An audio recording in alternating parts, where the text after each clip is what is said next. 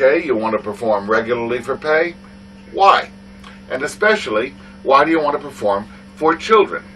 There aren't many bad motives for wanting to get out there and entertain. Heaven knows we need more joy in this world, but problems arise when there's confusion about motives. Do you really like children and enjoy relating to them? That's a good start. If you don't, you won't be able to hide it, I promise. Most performers who don't think they like children are really saying they don't know how to control them. The young audience doesn't sit quietly and pay attention the way a grown-up audience does. But there are some excellent and easy ways to make sure that you and they stay on the same page with each other. We'll get to those in a little while. Now here's a great motive. Have you concluded that you'll get so many more chances to perform for working for children than you would if you only worked for adult audiences? Do you see it as a good business, a chance to perform as often as a professional should? That's the approach I intend to focus on. There are other possibilities, and it would make a big difference if they were yours.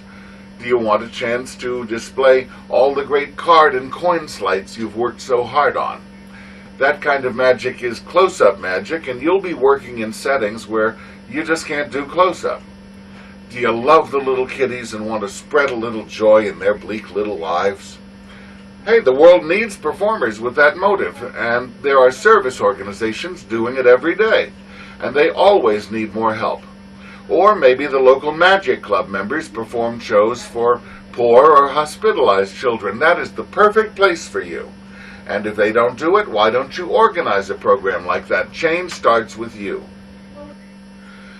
Do you want to perform children's magic because you're still a little afraid of paying audiences and you think kids will be an easier audience than adults? Children, even very young ones, are no less intelligent or critical than older audiences. But if you learn what children enjoy and deliver it with a little style, you'll find that the young audience really appreciates a good performer. And you don't have to be a great magic technician to be a top-quality magician. The fanciest sleight of hand goes right over children's heads, but a simple effect delivered in a really entertaining way will make you a star, and that goes for children and adults. That's an illustration of what I said about confused motives. The finger flingers at the Magic Club are focused on technical magic, and sometimes they have unkind things to say about children's magicians while they're sitting at home practicing their sleights and you're out doing paid shows.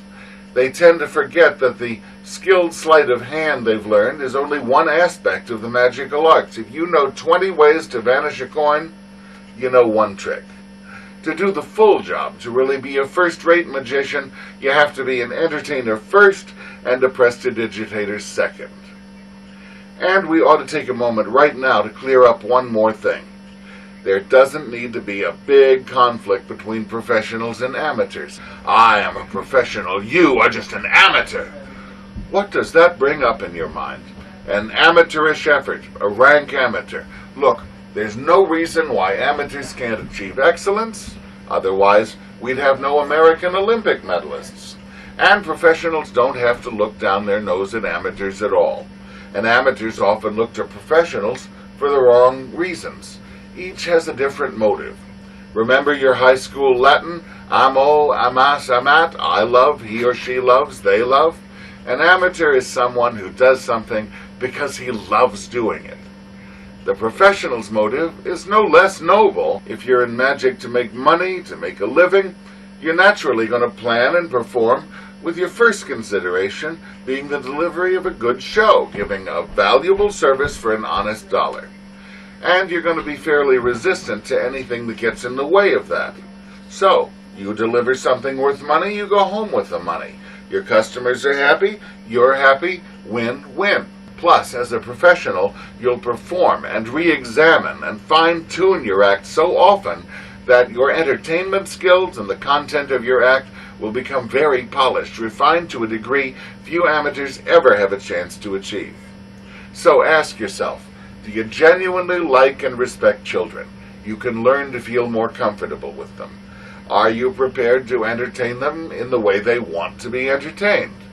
Are you prepared to humbly face the fact that your first ideas and your pet ideas may need a lot of changes when you try them out in front of a real-world audience? Then let's turn next to your costume and your character. Who made the worst face? All of you. You mean you think that's horrible? You mean you think I should give you all a prize? Yeah!